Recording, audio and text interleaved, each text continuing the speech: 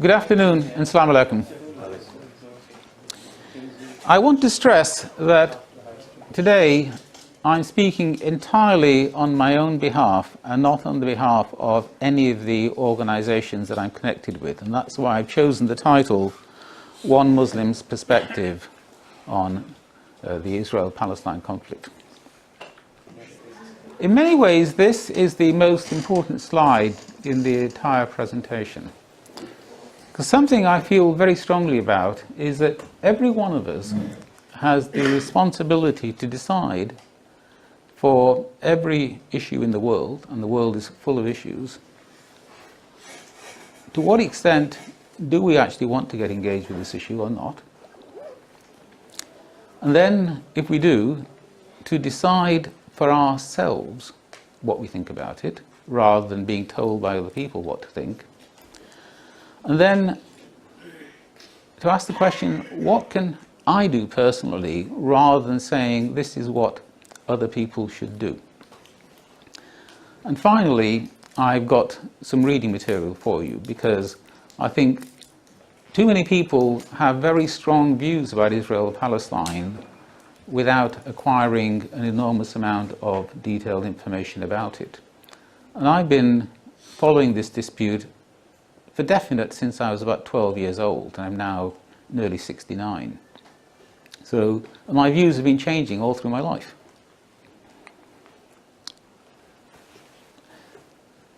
You've already heard my sort of introduction. I'm not going to go over any of the details, but I do want to mention there the address of my personal website, where eventually this presentation, which I'm recording the audio of as we speak, will end up. And on it you will find other things I've written about the dispute, presentations I've given in the past, etc.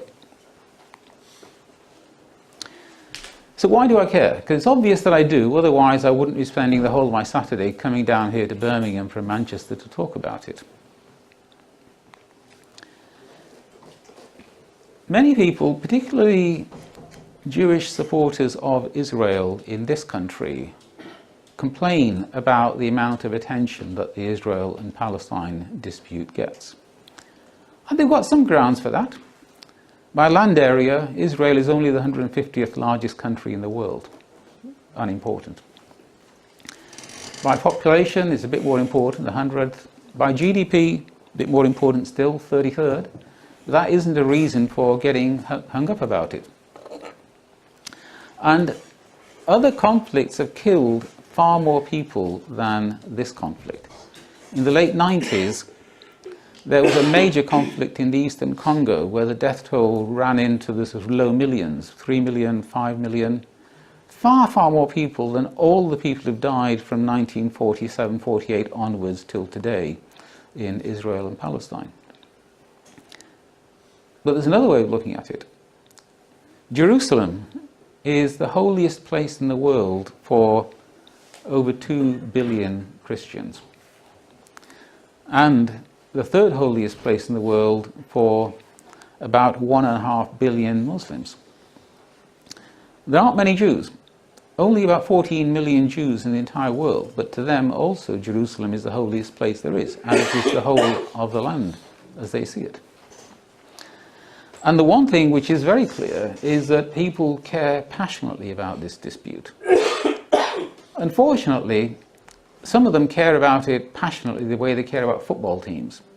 They pick a side, that's their side, and everything their side does is right, and everything the other side does is wrong. And the world is much more complicated than that. Who tends to take which side? It's pretty obvious that most Jews are pro-Israeli for very good reasons. A more interesting category, and particularly important in America, are people I've classified as Christian Zionists. If you look at the pro-Israel lobby in the USA, yes, the USA has about 6 million Jews, but it has something like 40 or 50 million Christians who are passionately pro-Israeli. Although some of those are Christians you wouldn't necessarily really want to have on your side, because they want all the Jews to go to Israel so that they can be killed in the second coming of Jesus Christ. It's true. The political left tends to be today pro-Israeli. Historically, it was the other way around. We had a Labour government in power in the late 1940s when Israel was established, and in those days it was well understood that the Conservative Party was much more pro-Arab than was the Labour Party. Now things have switched round. Again, it's understandable why most Muslims are pro-Israeli, but historically Israel's had support from Muslim majority countries like Turkey and Iran under the Shah, and we've heard today how it's getting quiet support from the governments of places like Saudi Arabia. And in general, in Africa, Latin America, countries that have been colonized in the past tend to be more sympathetic to the Palestinians. So what do I think about it? And again, it's complicated, but my views have been changing steadily. I'm both pro-Israeli and pro-Palestinian, because you can be both. And I don't really want to take sides, but I'm probably, to be honest, a bit more pro-Israeli than I am pro-Palestinian. My wife certainly thinks that. She gets very annoyed with me on many occasions. The most important thing of all to understand is the Jewish perspective on Israel. For Jews, it's quite simple. Israel is about survival. There's a long and terrible history of European persecution of Jews, Christian persecution of Jews. And that continued until the European Enlightenment, when we legislated in countries like France and then Germany equal citizenship, but often this was still associated with lots of discrimination. French Jews were particularly shocked by the Dreyfus affair, when a French Jewish officer was framed for treason. And then, starting about the late 1880s, in Russia in particular, there were terrible anti-Jewish pogroms with riots, large numbers of Jews being killed. And moving forward into the period just before the Holocaust, think what it feels like to be Jewish and to be in a situation where you're being persecuted, potentially being killed, and nobody in the world really wants to take you in. The Avian Conference was the major Western powers getting together to talk about the Jewish refugee problem, the way that people today might talk about the Middle Eastern refugee problem. And they all decided that they were basically full. You know, America was full. It wasn't going to take more Jews. And from the time I first heard it, I've never forgotten the story of the St. Louis between May and June of 1939. And this is a ship full of refugees that set sail from Hamburg to go to Cuba, where they were supposed to have visas to allow them to take refuge in Cuba. And they got to Cuba, and the Cubans changed their mind. They took on a small number of refugees, particularly the highly qualified ones, medical doctors, etc., but the rest they wouldn't take. And this ship then tried to go to the United States, and the American government put out its Coast Guard to make sure that this ship could not get into an American port. They then tried to go to Canada, and the Canadians did exactly the same thing. The ship came back across the Atlantic to the UK, but it wasn't allowed to dock, just in case they all got off and stayed. Instead, some people, especially the children, were taken off by boat from the ship to the UK. And the rest ended up back in Antwerp on the European mainland. And I think there were 500 and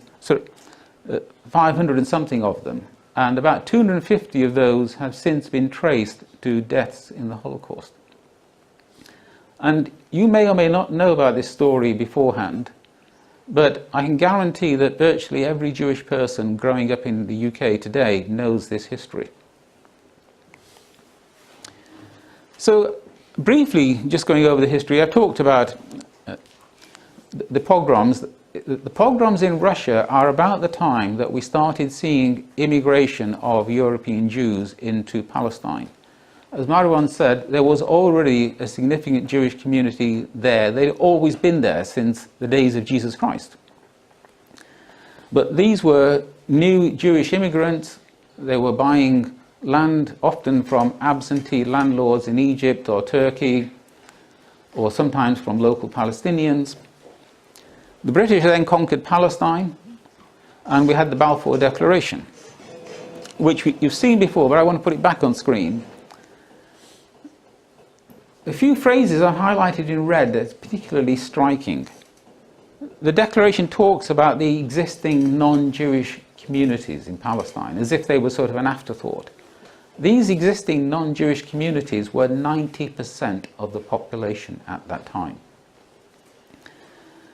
You've heard about the Sykes-Picot Agreement, where Britain and France carved up the Middle East, and the British basically promised Palestine to the French as part of dividing it up. They promised it to the Jews, that's the Balfour Declaration. They promised it to the Arabs, to encourage the Sharif to revolt against the Ottomans. They also promised it to the Turks. They were trying to persuade Turkey to abandon Germany in the war, and part of the deal was that if the Turks abandoned that, they would be allowed to keep sort of Palestine. The British would have promised Palestine to anybody that they could if they thought it would help the British war effort in World War I. This is why Britain has a reputation in the rest of the world as perfidious Albion. You can't trust British diplomats. But the Arabs shouldn't take it personally that the British promised them something and then didn't keep their promise, because that's what they did to everybody else as well. A bit more of the history. I've been to Israel and Palestine twice, and on both occasions I visited Hebron. And if you've not been to Israel and Palestine, I recommend going, because apart from anything else, you learn about the place, but also the Palestinians need your spending money. They need you to go and stay in Palestinian-owned hotels, to buy things in Palestinian shops, because life is tough for them. And the more Muslim tourists Israel gets, the more its own commercial interests might actually change. But in Hebron, which today is terrible, there's a small Jewish community of a few hundred people protected by about 2,000 Israeli soldiers, and in the old city of Hebron, where basically Arabs are excluded from large parts of it. And the Ibrahimi Mosque, where the prophets Abraham, Isaac and Jacob are buried, has been partitioned between a Jewish side, which has got the grave of Jacob, and a Muslim side, which has got the graves of Abraham and Isaac. And it's the most soul-destroying place I saw on both my trips to Israel and Palestine. But the thing I've never forgotten is that in 1929 there was a terrible massacre in Hebron when about 70 Jews in Hebron were massacred and about 50 or 60 in Jerusalem and other places. The total death toll was about 150, I think, on the Jewish side, and a much smaller death toll on the Palestinian side. From 1936 to 1939, the Arabs of Palestine revolted. They basically tried to throw the British out. And the British suppressed that revolt with extreme brutality. There's no other way to put it. But that's what occupying powers tend to do when the natives revolt. Remember the Indian Mutiny and the way that was put down. Then there are some maps which I'm going to look at. You've seen some of these maps already, but let's just take a quick look at them. This was, on the left, is the Peel Commission. This was a British commission talking about how to partition the land between Arabs and Jews, with special status for Jerusalem. The Jews were interested. They were willing to contemplate partition, although some Jews wanted all of it, but most of them were realistic and were prepared to accept some kind of partition. But the Arabs were not in the least bit interested. Then in 1947, the United Nations sent a fact-finding mission to Israel, Palestine as it then was, all it was called Palestine then. And the Jews of Palestine wined them, dined them, gave them as much information as they could, as much persuasion as they could, some bribes possibly, to try to come up with a report that would be favourable to the Jewish community. What did the Arab community do? The leadership of the Arabs totally boycotted this UN delegation, and furthermore they said that any Arab who meets with the delegation will be killed. The delegation went back to New York, and they wrote a report which almost certainly was more biased towards the Jewish position than it would have been if the Arabs had talked to them, and came up with this partition plan. The Jews didn't like it, but they swallowed hard and said, "This is better than nothing, we will accept it." The Arabs turned it down.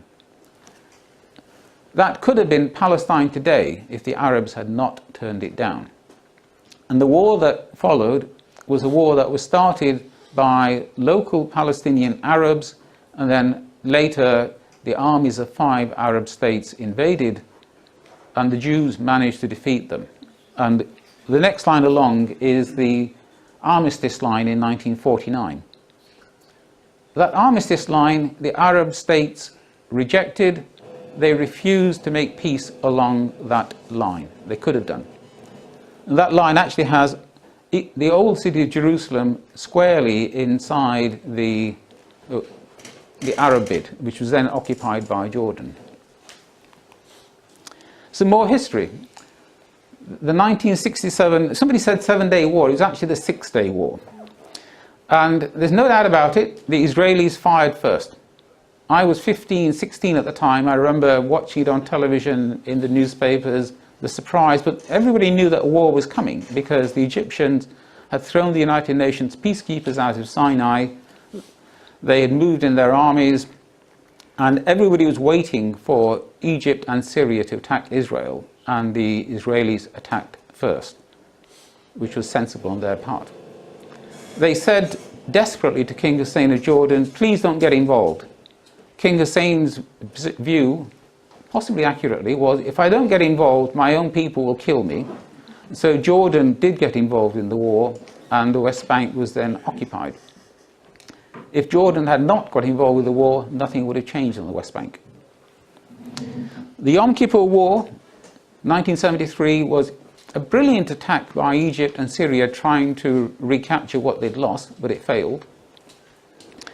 And afterwards, Egypt decided it wasn't going to be able to destroy Israel, and to get Sinai back, Egypt signed a peace treaty, which it's stuck with ever since. 1982, Israel invaded Lebanon. No doubt about it, it was Israel invading Lebanon. I remember waking up to the horror of the Sabra and Shatila refugee camp massacres when the Israelis let the Maronite Christians in to massacre the Palestinians. Hamas was founded in 1987. Quite important, Hamas, the Islamic Salvation Front. Until then, the PLO itself has always been a secular organization consisting of Arabs who are Muslims, Arabs who are Christians, Arabs who are atheists. But Hamas is an explicitly religious organization. In 1993, we had the Oslo Accords, which you heard about earlier, and Jordan made a peace treaty with Israel in 1994 and washed its hands of the West Bank. Second Intifada in 2000, terrorist bombings inside Israel. That's why we have the horrible separation barrier. That separation barrier exists to stop suicide bombers getting in to kill Israelis in Israel. Sharon moved out of Gaza, took the Jewish settlers out of Gaza. And then there was another war with Lebanon, sparked. You can decide whether it was Hezbollah that started that or Israel, but Israel has no vested interest in having wars. It doesn't want to occupy Lebanon, not on a permanent basis. Then I got more energized about this case in 2008 with the conflict between Gaza and Israel, which was then repeated in 2012 and again in 2014. Let's look at where things stand today. Israel has about 8.5 million people, of whom 75% are Jewish and 20% are Arabs, and the Arabs are almost all Muslims. A small percentage of the Arabs are Christians and other, and 5% other nationalities, some Ethiopians, for example. The Palestinians, just under 3 million on the West Bank, about 1.8 million in Gaza, and the 6 million diaspora, mostly in the Arab states. And only one of those Arab states, Jordan, has given Palestinian refugees in Jordan equal citizenship rights. The others basically keep them bottled up on refugee camps. The Palestine Liberation Organization, its objectives are to end the occupation and to have a two-state solution. That's what it signed up to in the Oslo Accords. The question marks about the extent to which they agree on demilitarization, because a fundamental Israeli goal is that a Palestinian state should not be able to attack them. So they want a Palestinian state, if it exists, to be basically demilitarized, not to have tanks, missiles. Be allowed to attack. Can we leave the questions till later? There'll be plenty of time for that. Yeah. And the PLO still wants the right of return, which Marwan was talking about. This is the right of the 700,000 refugees and their descendants to go back into Israel itself, west of the Green Line, the 1949 armistice line. This slide, I've deliberately labelled it fairly provocative. I call it Palestinian acts of self-harm. This is Palestinians doing things that are not in Palestinians' own best interests. Promoting his hatred of Israel to their own children. Honouring terrorists. The idea that somebody killed 20 Jewish children by setting off a suicide bomb and the Palestinians name a street after them. And the Palestinians named a street after them or a square after them. Similarly, the Palestinian Authority harms itself when it pays stipends, pensions, money annually to the families of terrorists, people who carried out terrorist attacks. The next bullet point, clinging to the myth of return. Asking for something which the other side will not give you under any circumstances is pointless and stops you from making any progress in negotiations with them. And the last one, despite the Oslo Accords, occasionally showing evidence of unwillingness to accept the permanence of Israel. Occasionally the Palestinian authorities, the president, when they're making speeches, will talk about a two-state solution as a sort of partial step or something for the moment, rather than accepting that Israel is here permanently, as permanent as anything else can be in human life. I want to talk a bit about Hamas. And if you haven't... 2 minutes. Okay. I'll give you the extra 2 minutes. Right. We've had a lot of interruptions. Yeah. I apologize. The Islamic I would encourage you to get and read the Hamas Charter for yourself. You can find it online and read it. And if you do, when you read it, I think you will conclude, as I certainly did, that this is a totally loathsome organization. And Hamas's position is very simple. Every square centimetre of Palestine must be Muslim controlled. Hamas is not interested in peace. The most it's ever offered Israel is a temporary truce. And truces are followed by war. Discuss it later. Please, carry on. This is the West Bank, where Israel is following a policy that is self-defeating for Israel. I talked before about acts of self-harm by the Palestinians. The occupation of the West Bank and the building of settlements is superficially very attractive for Israel. This is the biggest act of self-harm that Israel is engaged in, because if it carries on, Israel will eventually make a two-stage solution impossible. And when you make a two-state solution impossible, what are you left with? And this slide I've labelled as Israel's trilemma, because there are three fundamental Israeli objectives, or objectives of parts of Israeli society. One is to have a majority of Jewish voters, because they want a state that is a majority Jewish state, so that it will always take in Jewish refugees from elsewhere in the world. That's why the law of return exists. If you have one Jewish grandparent, you qualify as a Jew under the law of return. And why did they have that rule about one Jewish grandparent? Because that was what qualified you for persecution under the Germans. If you had one Jewish grandparent, the Nazis regarded you as Jewish and were willing to persecute you. The other objective is to be a democratic state, a fully democratic state. And the third objective, which a lot of Israelis have, is to have the whole of the land. The problem is that those three objectives are not mutually possible. And you end up with, if you want a Jewish majority of the voters and you want all the land, you have to have the Arabs as non-voters and you have apartheid. If you want to have a Jewish majority country and you want it to be democratic, you go for the two-state solution. Or if you want to have the whole of the land and you want to be democratic, you end up with a one-state solution, but then you don't have a Jewish majority voters. That's the trilemma. And Israeli politics is not willing to face up to this set of decisions. So what do? I can't bring about peace in the Middle East, but there are many things that I do. First of all, I've trained myself to be absolutely precise with my language. I never use the word Israeli when I want to talk about Israeli Jews. I talk about Israeli Jews and I talk about Israeli Arabs. And Marwan, as far as I'm concerned, is an Israeli he's an Israeli citizen. He's an Israeli citizen whose ethnicity is Arab and whose religion is either... He's a Palestinian. He's a Palestinian. Yeah.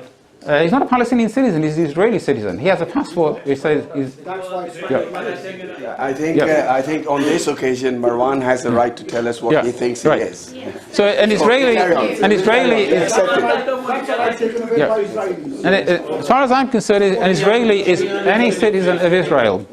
Yeah, sorry. Secondly, there are many organizations that I support that work for genuine shared citizenship. Because, as Marwan said, in Israel, non-Jews face significant discrimination. They face official discrimination, they face even more private sector discrimination. But there are many organizations, Jewish-led organizations in most cases, working to counter that. And I give them money. And there are also lots of NGOs working for peace, and I give them money. And I support better debate in the UK. I help to fund the Council for the Advancement of Arab-British Understanding, which is far less influential than the many pro-Israeli lobby groups, but I help to fund CABU and this small charity, the Forum for Discussion of Israel and Palestine. The bibliography, the slides will be available to everybody, either via the organisation or eventually on my website, and there's several sets of books that I recommend. I can talk about them later on in the question and answer session if you wish. Thank you. Thank you very much.